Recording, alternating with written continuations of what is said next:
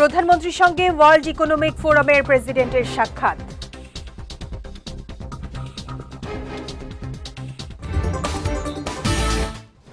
পানি সংকট মোকাবেলায় এশিয়ার দেশগুলোকে এগিয়ে আসার আহ্বান স্পিকারের।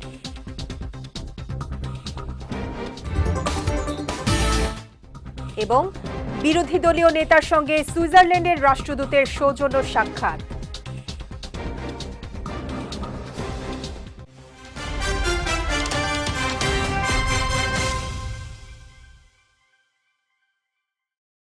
আসসালামু আলাইকুম। পুষ্টি চা নিবেদিত বিজয় রাতের সংবাদে আমন্ত্রণ জানাচ্ছি আমি শেখ তাসফিয়া করিম। শুনছিলেন শিরোনাম, এবারে বিস্তারিত। চীনের ডালিয়ানে প্রধানমন্ত্রী তারেক রহমানের সঙ্গে সৌজন্য সাক্ষাৎ করেছেন ওয়ার্ল্ড ইকোনমিক ফোরামের প্রেসিডেন্ট ও সিইও আলোইজ জভিঙ্গি। সাক্ষাতে সরকার প্রধান হিসেবে দায়িত্ব গ্রহণের জন্য প্রধানমন্ত্রীকে অভিনন্দন জানান তিনি। আলোচনায় গুরুত্ব পায় জলবায়ু পরিবর্তন মোকাবেলা, টেকসই উন্নয়ন ও বিনিয়োগ সহযোগিতা। প্রধানমন্ত্রী তারেক রহমান জলবায়ু ঝুঁকিতে থাকা বাংলাদেশ সহ ডেল্টা রাষ্ট্রগুলোর জন্য আন্তর্জাতিক সহযোগিতা বাড়াতে ওয়ার্ল্ড ইকোনমিক ফোরামের প্রতি আহ্বান জানান। তিনি জানান, আগামী 5 বছরে 25 কোটি বৃক্ষরোপণ, নদী ও খাল পুনঃখনন এবং নবায়নযোগ্য জ্বালানির সম্প্রসারণে কাজ করছে বাংলাদেশ। ওয়ার্ল্ড ইকোনমিক ফোরামের সিইও বাংলাদেশের জলবায়ু সহনশীলতা ও টেকসই উন্নয়ন উদ্যোগের প্রশংসা করে প্রয়োজনীয় সহযোগিতা অব্যাহত রাখার আশ্বাস দেন।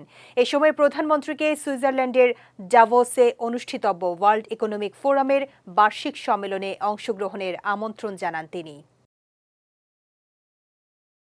মালয়েশিয়ার প্রধানমন্ত্রী আনোয়ার ইব্রাহিম ও তার সহধর্মিণী ডক্টর ওয়ান আজিজা বিনতে ওয়ান ইসমাইলের উষ্ণ অভ্যর্থনা ও আতিথেয়তার জন্য কৃতজ্ঞতা জানিয়েছেন প্রধানমন্ত্রী তারেক রহমান।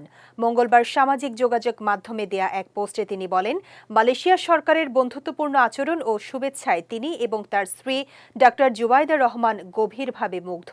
প্রধানমন্ত্রী তারেক রহমান জানান, মালয়েশিয়ার প্রধানমন্ত্রীর সঙ্গে আলোচনায় বাংলাদেশ ও মালয়েশিয়ার দীর্ঘদিনের বন্ধুত্বপূর্ণ সম্পর্ক আরও জোরদার করার বিষয়ে গুরুত্ব দেওয়া হয়েছে। তিনি বলেন, দুই দেশের সহযোগিতা, সমৃদ্ধি ও আঞ্চলিক অগ্রগতির লক্ষ্যে ভবিষ্যতে ঘনিষ্ঠভাবে কাজ করতে আগ্রহী বাংলাদেশ। মালয়েশিয়ার রাজা সুলতান ইব্রাহিম ইবনে সুলতান ইস্কান্দারের প্রতিও সাক্ষাতের সুযোগ ও সৌহার্দের জন্য কৃতজ্ঞতা জ্ঞাপন করেন তিনি। বিশ্বজুড়ে ক্রমবর্ধমান পানি সংকট মোকাবেলায় এশিয়ার দেশগুলোকে একসঙ্গে কাজ করার আহ্বান জানিয়েছেন জাতীয় সংসদের স্পিকার হাফিজউদ্দিন আহমদ বীর বিক্রম। জাতীয় সংসদ ভবনে Asia national assembly water consultative board AAWC'র জেনারেল সেক্রেটারি মিস্টার হা সাং-জের নেতৃত্বে দক্ষিণ কোরিয়ার একটি উচ্চ পর্যায়ের প্রতিনিধি দলের সঙ্গে সৌজন্য সাক্ষাতে তিনি এই আহ্বান জানান। স্পিকার বলেন, পানির সংকট এখন অনেক দেশের জন্য জীবন মরণ সমস্যা হয়ে দাঁড়িয়েছে। বিশেষ করে দক্ষিণ এশিয়ার দেশগুলোতে এই সংকট মোকাবেলায় আঞ্চলিক সহযোগিতা আরও জোরদার করা প্রয়োজন। বৈশ্বিক পানি নিরাপত্তা, জলবায়ু পরিবর্তন ও টেকসই পানি ব্যবস্থাপনায় AAWC'র উদ্যোগের প্রশংসা করে স্পিকার জানান, বাংলাদেশের সংসদ সদস্যদের এই কার্যক্রমে যুক্ত হওয়ার বিষয়ে তিনি সহযোগিতা করবেন।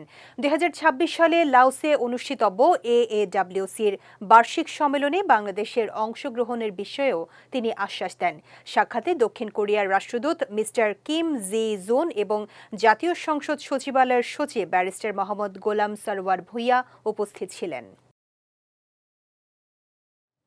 বিরোধী দলীয় নেতা ও জামায়াতে ইসলামের আমির ডাক্তার শফিকুর রহমানের সঙ্গে সৌজন্য সাক্ষাৎ করেছেন বাংলাদেশে নিযুক্ত সুইজারল্যান্ডের রাষ্ট্রদূত রেতো রেঙ্গোলি। জাতীয় সংসদ ভবনে অনুষ্ঠিত এই বৈঠকে বাংলাদেশের নির্বাচন পরবর্তী পরিস্থিতি, গণতান্ত্রিক প্রতিষ্ঠান শক্তিশালীকরণ, মানবাধিকার পরিস্থিতি এবং দ্বিপাক্ষিক সম্পর্ক নিয়ে আলোচনা হয়।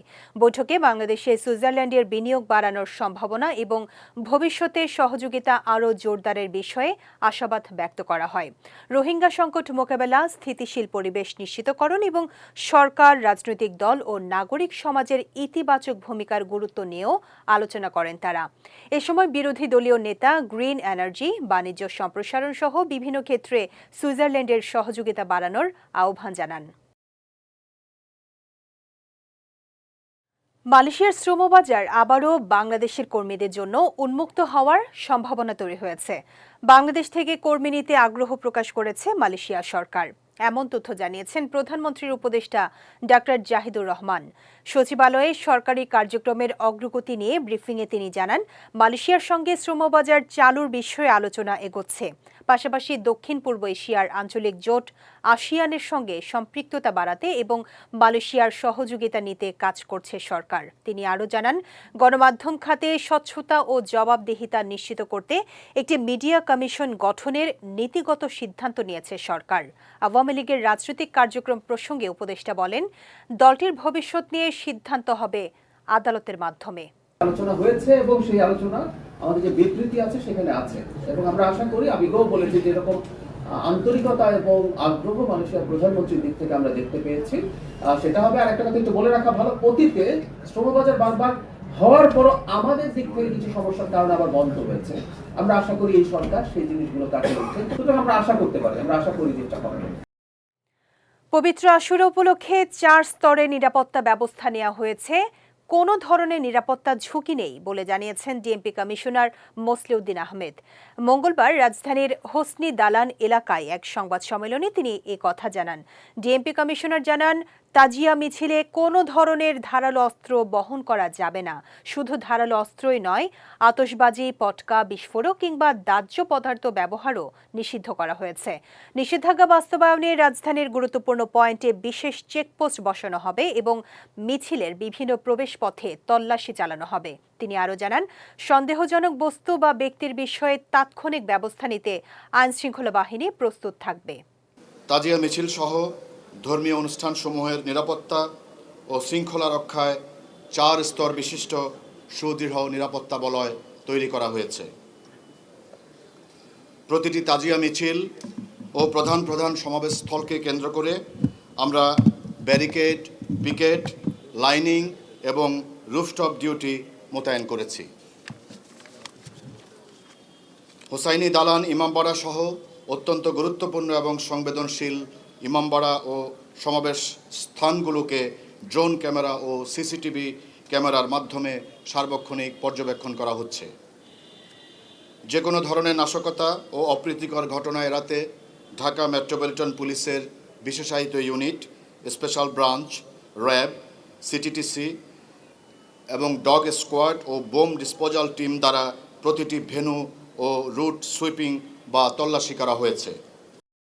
এবার পুষ্টি চিনিগুড়া চাল নিবেদিত জেলা সংবাদ।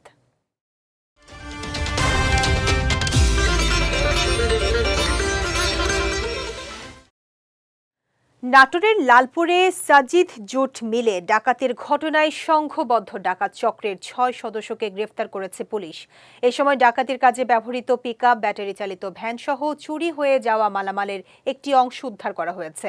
দুপুরে জেলা পুলিশ সুপার কার্যালয়ের সামনে এক সংবাদ সম্মেলনে পুলিশ সুপার এ তথ্য জানিয়েছেন। পুলিশ জানায়, গত 30 মে রাতে লালপুরের শ্রীরামগাড়ি এলাকায় সাজিদ জুট মিলে সশস্ত্র ডাকাত দল প্রবেশ করে কর্মীদের জিম্মি করে মালামাল লুট করে নিয়ে যায়। এ ঘটনায় মামলা হওয়ার পর তথ্য প্রযুক্তির সহায়তায় পাবনার আটঘরিয়া থেকে 6 জনকে গ্রেফতার করা হয়। পরে তাদের দেয়া তথ্যের ভিত্তিতে তামার তার, মোবাইল ফোন, নগদ টাকা ও ডাকাতির কাজে ব্যবহৃত যানবাহন উদ্ধার করা হয়। এ ঘটনায় জড়িত অন্যান্যদের গ্রেফতারে অভিযান চলছে বলেও জানান তিনি। মানিকগঞ্জের সাটুরিয়ায় বিয়ের প্রলোভন দেখিয়ে 10ম শ্রেণীর এক স্কুল ছাত্রীকে ধর্ষণ এবং পরে মারধর করে হত্যা চেষ্টার অভিযোগ উঠেছে। গতকাল বিকেলে ভুক্তভোগীর বাবা বাদী হয়ে সাটুরিয়া থানায় মামলা দায়ের করেন। মামলার বিবরণী থেকে জানা যায়, স্থানীয় এম বোরহানুদ্দিন উচ্চ বিদ্যালয়ের ওই ছাত্রীর সঙ্গে স্কুলে যাওয়া আসার পথে সম্পর্ক গড়ে তোলে চপল নামের এক যুবক। এরপর বিয়ের প্রলোভন দেখিয়ে গত 1.5 বছর ধরে বিভিন্ন সময় তাকে ধর্ষণ করেন চপল। সর্বশেষ গত 19 এপ্রিল এক আত্মীয়ের ফাঁকা বাড়িতে পুনরায় ধর্ষণ করে। পরে চপলের পরিবার ঘটনা ধামাচাপা দিতে তাকে অন্যত্র বিয়ে দেওয়ার চেষ্টা করে। এই খবর পেয়ে গত 17 জুন ছাত্রীটি চপলের বাড়িতে গিয়ে বিয়ের দাবিতে অবস্থান নিলে তাকে এলোপাতাড়ি মারধর এবং গলা টিপে হত্যার চেষ্টাও চালায় চপল ও তার পরিবার। এ বিষয়ে সাটুরিয়া থানার ভারপ্রাপ্ত কর্মকর্তা জানান, ভুক্তভোগীকে উদ্ধার করা হয়েছে এবং আসামিদের গ্রেফতারে পুলিশি অভিযান অব্যাহত রয়েছে। কুষ্টিয়া সীমান্তে পৃথক অভিযান চালিয়ে প্রায় ২০ লাখ টাকা মূল্যের ভারতীয় মাদকদ্রব্য ও চোরাচালানি পণ্য উদ্ধার করেছে বিজিবি। বিষয়টি নিশ্চিত করেছেন ৪৭ বিজিবির অধিনায়ক লেফটেন্যান্ট কর্নেল রাশেদ কামাল রনি। বলেন, গোপন সংবাদের ভিত্তিতে ভোররাতে কুষ্টিয়ার প্রাকপুর, বিলগাথুয়া ও শেওড়াতলা বিওপি এলাকায় এই অভিযান চালানো হয়।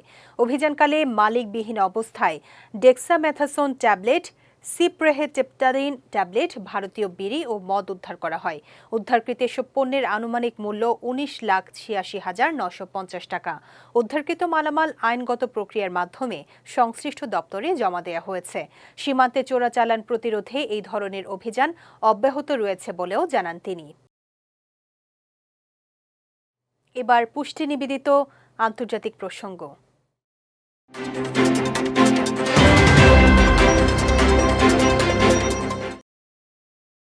সুইজারল্যান্ডে যুক্তরাষ্ট্র ও ইরানের মধ্যে অনুষ্ঠিত আলোচনার পর মঙ্গলবার পাকিস্তান সফরে গেছেন ইরানের প্রেসিডেন্ট মাসুদ পেজেশকিয়ান। সফরে পেজেশকিয়ান দেশটির প্রধানমন্ত্রী শাহবাজ শরীফ ও প্রেসিডেন্ট আসিফ আলী জারদারির সঙ্গে বৈঠক করবেন। গত ফেব্রুয়ারিতে যুক্তরাষ্ট্র ও ইসরায়েলের হামলার মাধ্যমে সংঘাত শুরু হওয়ার পর এটি তার প্রথম পাকিস্তান সফর। বৈঠক শেষে দুই নেতা যৌথ সংবাদ সম্মেলন করবেন। সুইজারল্যান্ডের সাম্প্রতিক দীর্ঘ আলোচনায় ইরান ও যুক্তরাষ্ট্রের প্রতিনিধিরা বৈঠক করেন। এরপর পাকিস্তান ও কাতার জানায় দুই পক্ষ ৬০ দিনের মধ্যে চূড়ান্ত চুক্তির জন্য একটি রোড ম্যাপে একমত হয়েছেন। এর অংশ হিসেবে বাকি সপ্তাহ জুড়ে সুইস রিসোর্টে কারিগরি আলোচনা চলবে। এদিকে পাকিস্তান সফরের আগে পেজেশকিয়ান বলেন, আলোচনার সফলতা নির্ভর করবে দুপক্ষের প্রতিশ্রুতি বাস্তবায়নের ওপর। ইউরোপ জুড়ে চলমান তীব্র তাপপ্রবাহে ফ্রান্সে অন্তত ১৮ জনের মৃত্যু হয়েছে। তাদের মধ্যে গরমে একটি গাড়ির ভেতরে রেখে যাওয়া ২ শিশুও রয়েছে। স্থানীয় সময় সোমবার ইউরোপের বিভিন্ন শহরে তাপমাত্রার নতুন রেকর্ডের মধ্যে এ তথ্য জানা গেছে। সিবিসি নিউজের প্রতিবেদনে বলা হয়, ফ্রান্সের বোর্দোতে তাপমাত্রা ৪১.৯ ডিগ্রি সেলসিয়াস এবং পোয়েতিয়ে শহরে ৪১.২ ডিগ্রি সেলসিয়াস রেকর্ড করা হয়েছে। তীব্র গরমের কারণে ফ্রান্সে একাধিক স্কুল বন্ধ রাখা হয়েছে। এদিকে যুক্তরাজ্যের আবহাওয়া দপ্তর জানিয়েছে, চলতি সপ্তাহে দেশটিতে জুন মাসের সর্বোচ্চ তাপমাত্রার রেকর্ড ভাঙতে পারে। স্পেন ও ইতালিতেও জারি করা হয়েছে সতর্কতা। বিশেষজ্ঞরা বলছেন, ওমেগা ব্লক নামের আবহাওয়া পরিস্থিতি এবং উত্তর আফ্রিকা থেকে আসা উষ্ণ বায়ুপ্রবাহ এই তাপপ্রবাহের কারণ। জলবায়ু পরিবর্তনের প্রভাবে এমন পরিস্থিতি আরও ঘন ঘন ও তীব্র হচ্ছে বলেও সতর্ক করেছেন তারা। যাচ্ছে পুষ্টি ড্রিঙ্কিং ওয়াটার নিবেদিত খেলার সংবাদে।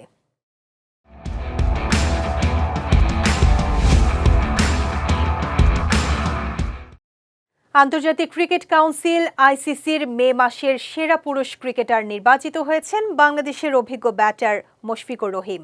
সতীর্থ তাইজুল ইসলাম এবং নেপালের অলরাউন্ডার দীপেন্দ্র সিং আয়ারকে পেছনে ফেলে এই স্বীকৃতি অর্জন করেন তিনি।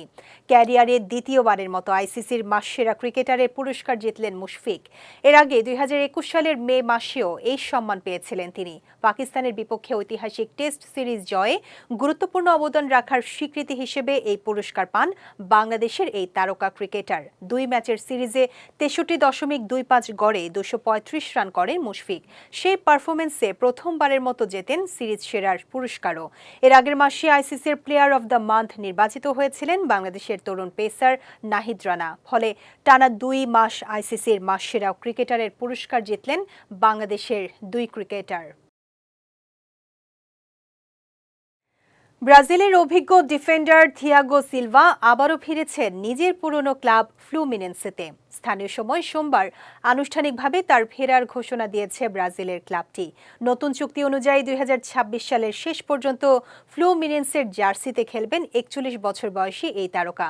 বিশ্বকাপ দলে জায়গা পাওয়ার লক্ষ্য নিয়ে গত বছর ফ্লুমিনেন্সে ছেড়ে পর্তুগিজ ক্লাব পোর্তোতে যোগ দিয়েছিলেন সিলভা। তবে ব্রাজিলের বিশ্বকাপ স্কোয়াডে সুযোগ না পাওয়ায় এবং পোর্তোর সঙ্গে চুক্তি শেষ হওয়ার পর ফের চেনা ঠিকানায় ফিরে আসেন তিনি। ক্যারিয়ারে ক্লাব ও জাতীয় দল মিলিয়ে তার ঝুলিতে রয়েছে ৩৩টি শিরোপা। ব্রাজিলের হয়ে জিতেছেন কনফেডারেশনস কাপ ও কোপা আমেরিকার শিরোপাও। পুষ্টি চা নিবেদিত বিজয়রাতের সংবাদ শেষ করার আগে শিরোনামগুলো দেখে নিচ্ছি আরও একবার।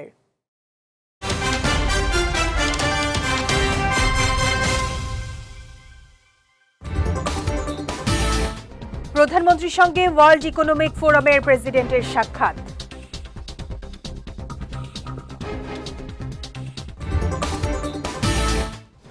পানি সংকট মোকাবেলায় এশিয়ার দেশগুলোকে এগিয়ে আসার আহ্বান স্পিকারের।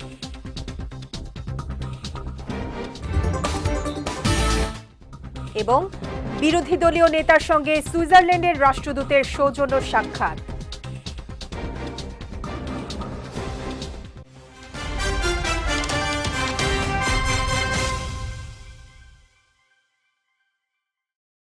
বিজয় রাতের সংবাদ শেষে আজকের মতো আমি শেখ তাসফিয়া করিম আপনাদের কাছ থেকে বিদায় নিচ্ছি। আগামীকাল একই সময়ে নতুন সব খবর দেখতে চোখ রাখুন বিজয় টিভিতে।